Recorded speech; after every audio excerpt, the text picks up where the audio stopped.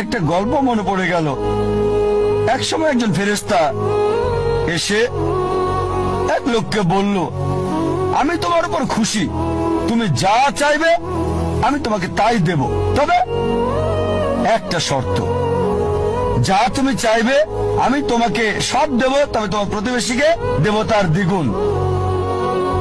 লোকটা বলল, একটা রোলেক্স ঘড়ি আমার চাই। ফেরেশতা তাকে রোলেক্স ঘড়ি দিয়ে দিল।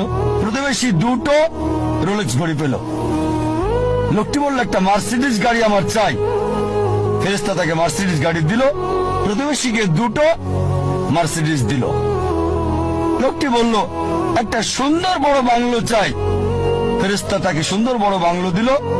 তার প্রতিবেশীকে দেওয়া হলো দুটো সুন্দর বড় বাংলো। লোকটি পরে বলল, দয়া করে আমার শেষ ইচ্ছাটা তুমি পূরণ করে দাও। কি সেটা?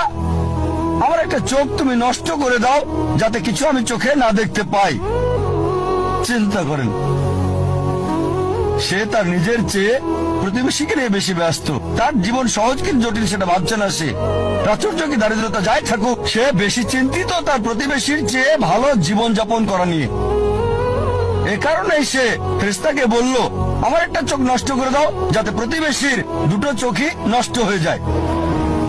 এভাবে আমরা প্রতিবেশী কেন্দ্রিক। নিজে সুখী কিনা ভাবছে না, দেখতে পারবে কিনা সেটা ব্যাপার না। হৃদয়ের প্রশান্তি।